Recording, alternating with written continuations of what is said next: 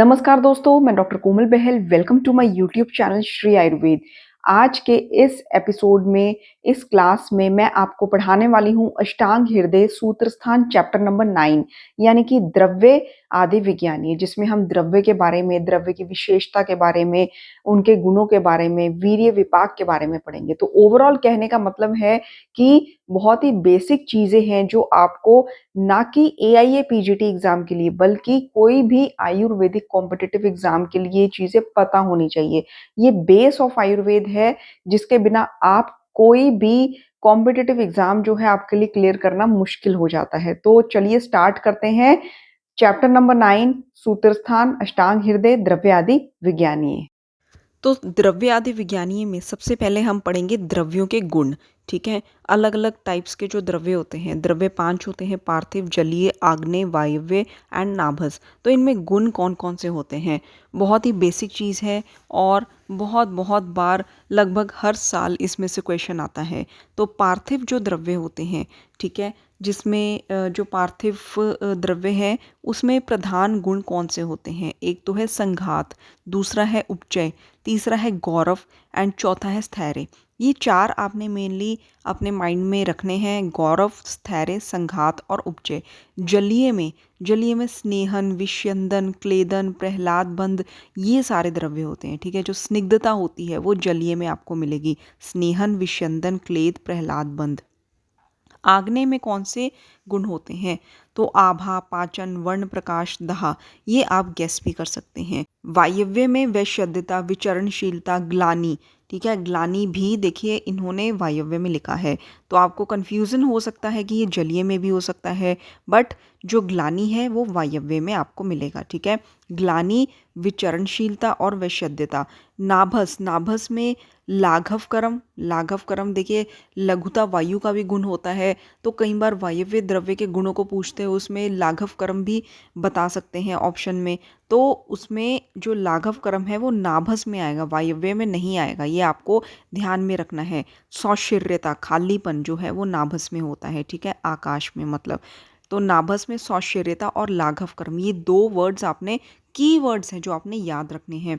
द्रव्य की विशेषता, देखिए जो द्रव्य की विशेषता होती है, ऊर्ध्वगामी जो द्रव्य होते हैं वो वमन करवाते हैं। ठीक है, उनमें अग्नि और वायु गुण प्रधान होता है, मतलब गुण नहीं कहूँगी मैं, अग्नि और वायु महाभूत जो होता है उनमें प्रधान रूप से मिलता है। ऊर्ध्वगामी नाम ही बताता है इटसेल्फ कि वो ऊर्ध्व ऊपर को वमन उल्टी करवाते हैं, तो वमन कारक होते हैं, अग्नि और वायु प्रधान होते हैं। अधोगामी विरेचन कारक होते हैं, पृथ्वी और जल युक्त होते हैं, क्योंकि गुरु होते हैं तो विरेचन नीचे की तरफ, विरेचन स्टूल को बाहर निकालते हैं, तो विरेचन और पृथ्वी जल युक्त होते हैं।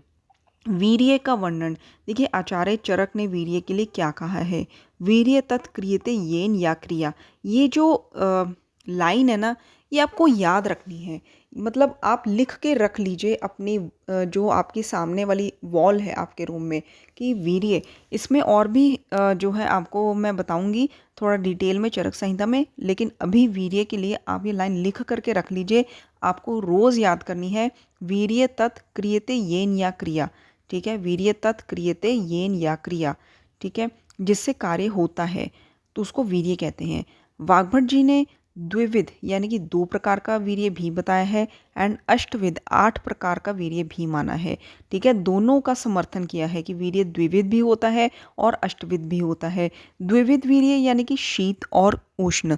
अष्टविध वीर्य गुरु, स्निग्ध, हिम, मृदु, लघु, रुक्ष, उष्ण, तीक्ष्ण। ठीक है, जस्ट आपने थोड़ा सा आइडिया रख लेना माइंड में, लेकिन संख्या आपने ज़रूर याद रखनी है कि 8 है, तो 8 जो गुण है उसी के रिगार्डिंग बताया हुआ है: गुरु, स्निग्ध, हिम, मृदु, लघु, रुक्ष, उष्ण, तीक्ष्ण। तो 8 वीर्य माने हैं वाग्भट जी ने, और द्विविध वीर्य शीत और उष्ण, ये भी, इनका भी समर्थन वाग्भट जी ने किया है। इसके बाद हम पढ़ेंगे कि जो उष्ण वीर्य द्रव्य होते हैं और शीत वीर्य द्रव्य होते हैं, इनका क्या क्या प्रभाव होता है हमारे शरीर पर। जो उष्ण वीर्य द्रव्य होते हैं वो भ्रम, तृष्णा, ग्लानि, स्वेद, दाह, ये इफेक्ट डालते हैं। ठीक है, मान लीजिए किसी व्यक्ति को या किसी रोगी को जिसमें ऑलरेडी पित्त दोष प्रकोपित हुआ है, उसको हम उष्णवीर्य द्रव्य दे देंगे तो पित्त और ज़्यादा प्रकोपित हो जाएगा, तो उसको भ्रम, चक्कर आने लगेंगे, तृष्णा, स्वेद, दाह, ग्लानि, ये सब लक्षण आने लगेंगे।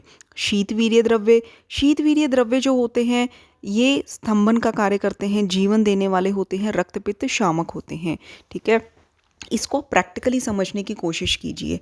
जैसे कि अगर किसी को ब्लीडिंग हो रही हो, अधोग रक्तपित्त है, हेमरॉइड्स के केस में अधोग रक्तपित्त है, ठीक है, एनल रीजन से रक्त निकल रहा है, ब्लीडिंग हो रही है, या फिर किसी को ऊर्ध्व रक्तपित्त है, नेजल ब्लीडिंग हो रही है, एपिस्टेक्सिस है, तो हमने उसमें इमीडिएटली शीतवीर्य द्रव्यों का प्रयोग करना है।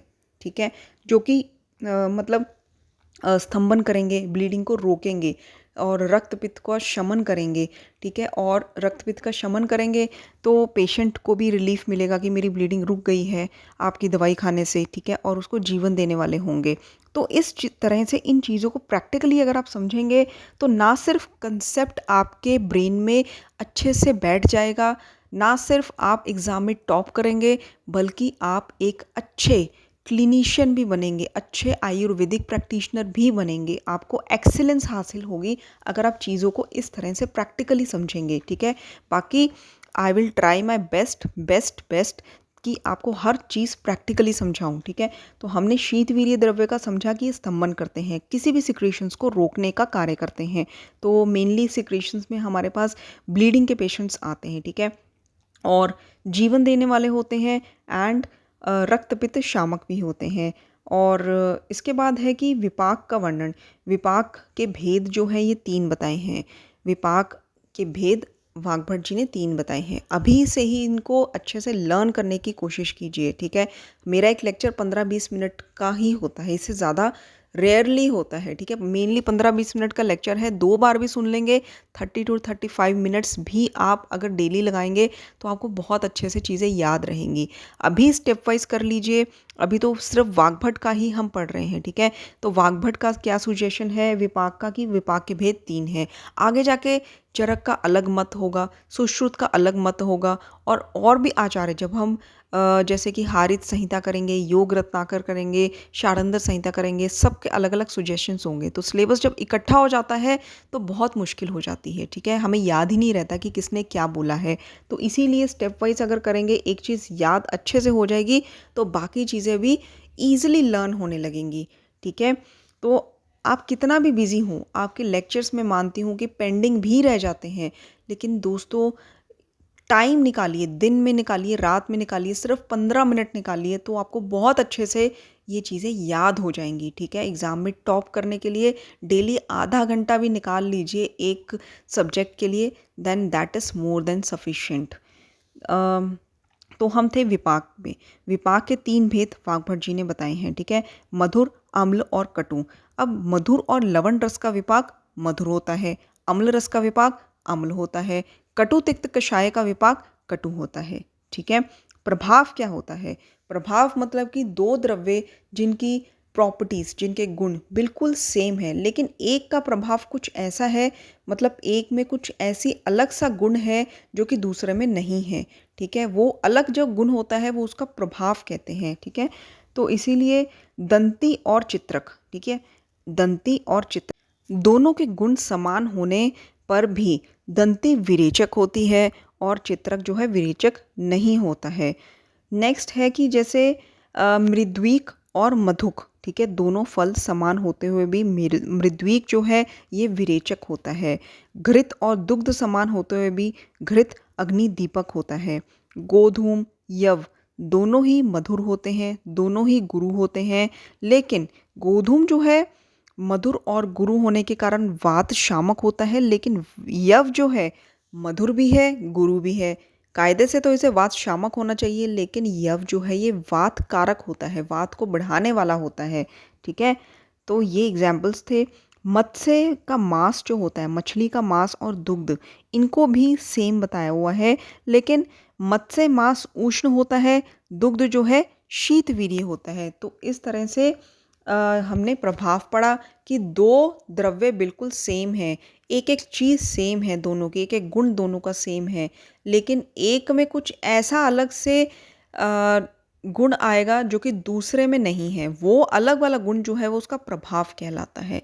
ठीक है, तो हमने ये चैप्टर यहाँ पे पढ़ लिया है एंड इसको फटाफट से रिवीजन कर लीजिए ताकि हर सैटरडे जो आपका टेस्ट होता है उसमें आपको आपकी परफॉर्मेंस पता लग सके।